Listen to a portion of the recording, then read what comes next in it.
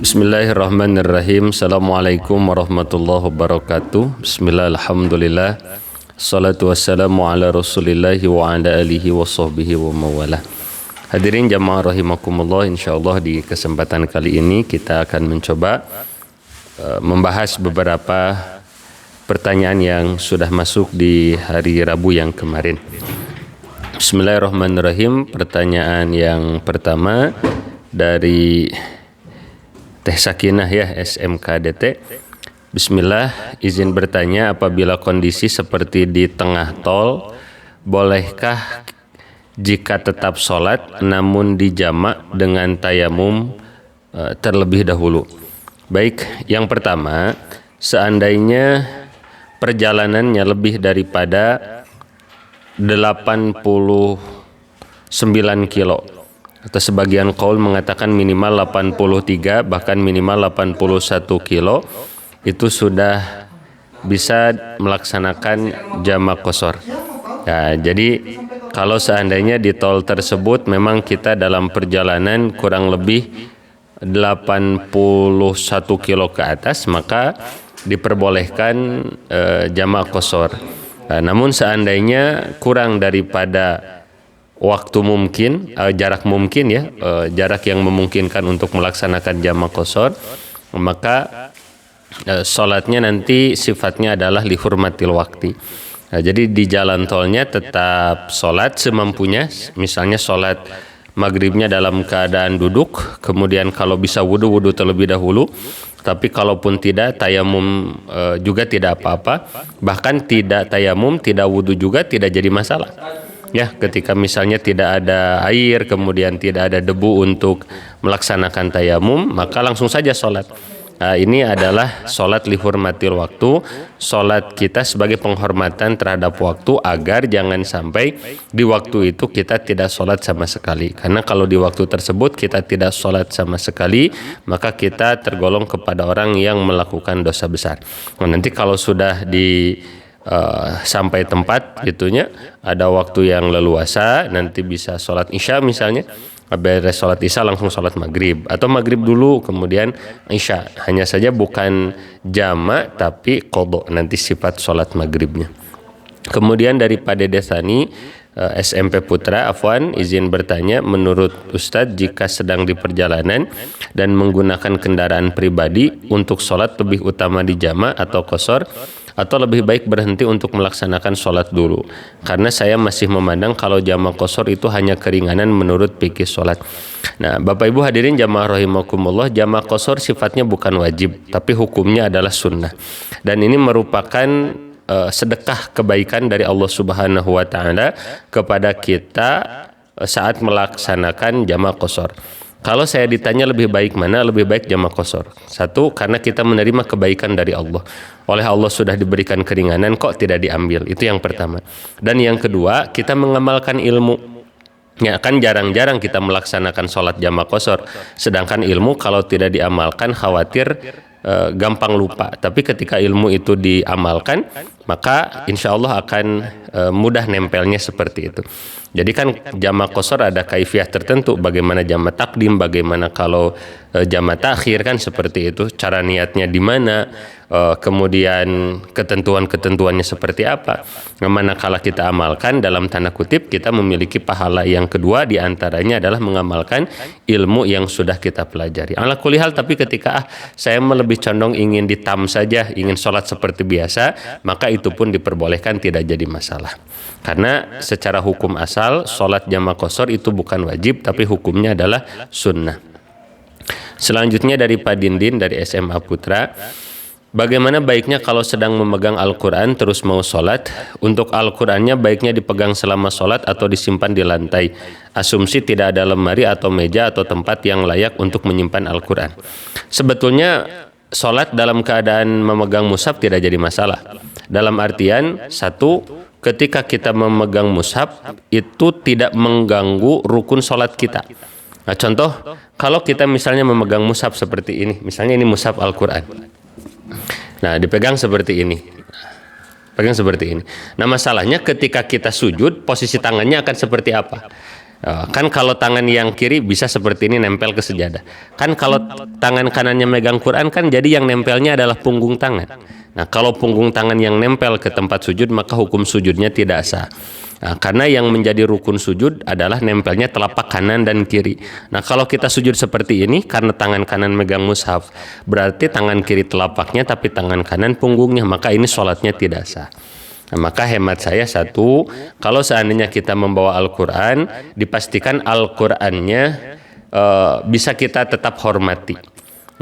Satu, dipastikan ada meja ya, atau di bawahnya ada tas misalnya yang posisinya lebih tinggi daripada kaki kita.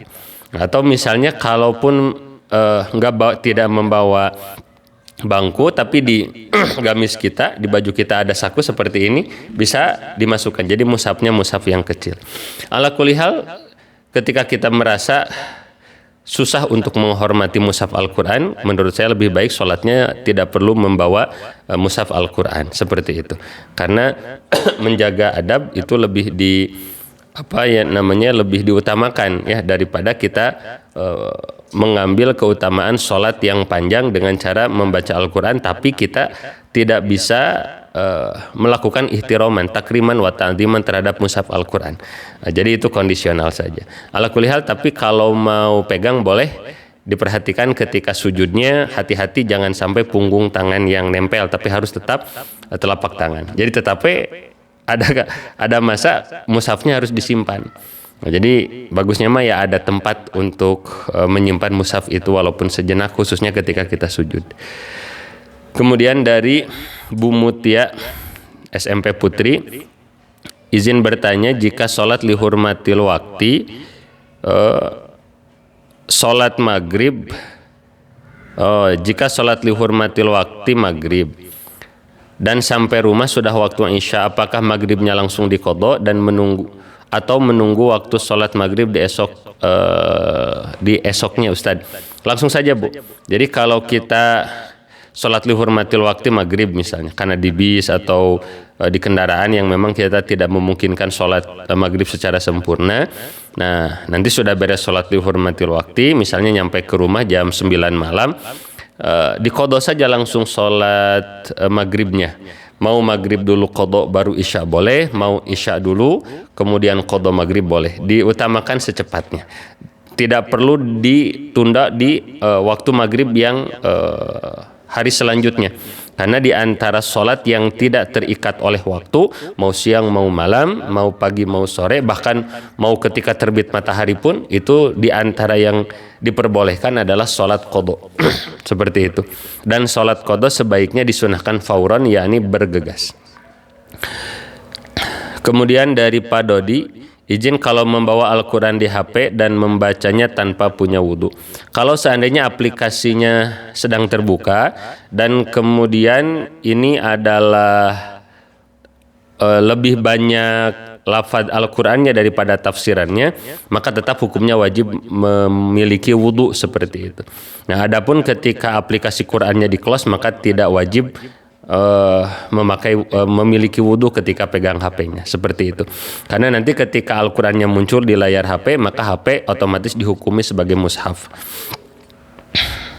Kemudian dari Bu Salma, izin bertanya, misalnya kita jadi makmum terus imamnya batal wudhu tapi tetap melanjutkan sholat, itu hukumnya bagaimana? Kalau seandainya kita mengetahui bahwa imam batal sholatnya, namun kita tetap mengikuti imam, maka sholat kita batal. Gitu. Jadi kalau kita sudah mengetahui bahwa imam itu batal sholatnya, wajib muparokoh. Nah, adapun ketika imam batal, gitu, kemudian kita tidak tahu bahwa imam itu sudah batal, karena imam masih melanjutkan, kita mengikuti, maka sholat kita tetap sah.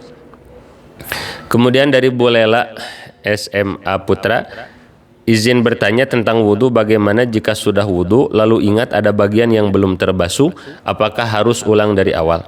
Kalau yang belum terbasuh itu atau yang terlewat itu adalah rukun wudhu, seperti ada bagian jambang yang belum terbasuh atau sikut yang belum terbasuh sedangkan kita sudah dalam keadaan membasuh kaki, maka wajib diulang dari awal. Kenapa? Karena di antara rukun wudhu adalah tartib harus berurutan, seperti itu.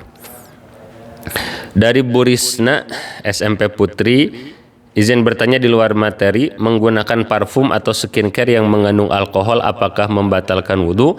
Kalau terkena najis itu tidak membatalkan wudhu. Jangankan alkohol, kita sudah punya wudhu, kita berjalan lalu kaki kita menginjak tai ayam, maka wudhunya tidak batal. Cukup dibersihkan, kemudian lanjutkan saja perjalanan menuju ke masjid dan langsung sholat seperti itu. Karena terkena najis itu tidak membatalkan wudhu seperti itu. Dari Bu Rica SMP Putri, afwan, bagaimana dengan orang yang daimul hadas ketika sholat takut batal menahan buang angin karena hampir salam, apakah itu batal? Selama tidak keluar maka itu tidak batal. Satu, apalagi bagi orang yang daimul hadas. Bagi orang yang daimul hadas mah tidak perlu ditahan.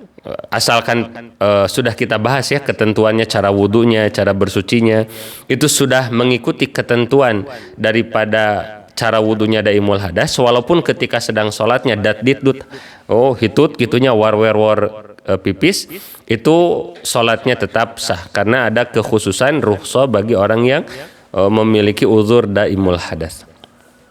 Kemudian Pak Irfan dari SMA Putri, izin bagaimana kalau sedang tawaf suami istri, kan asalkan kita tidak menyentuh melainkan hanya disentuh bukan mahram maka tidak batal. Tapi bagaimana kalau suami istri karena khawatir ketika tawaf terpisah karena salah satu sakit atau karena kekhawatiran terpisah saja jadi berpegangan, apa itu tidak boleh? Boleh. Solusinya apa? Tinggal intiqalul madhab saja, tinggal pindah madhab. Kalau di Indonesia kita biasa pakai madhab Imam Syafi'i, nanti ketika misalnya di Mekah ketika umroh dari mulai wudhu sampai tawaf itu pakai saja madhab Imam Hanafi misalnya, atau pakai madhab Imam Maliki, boleh.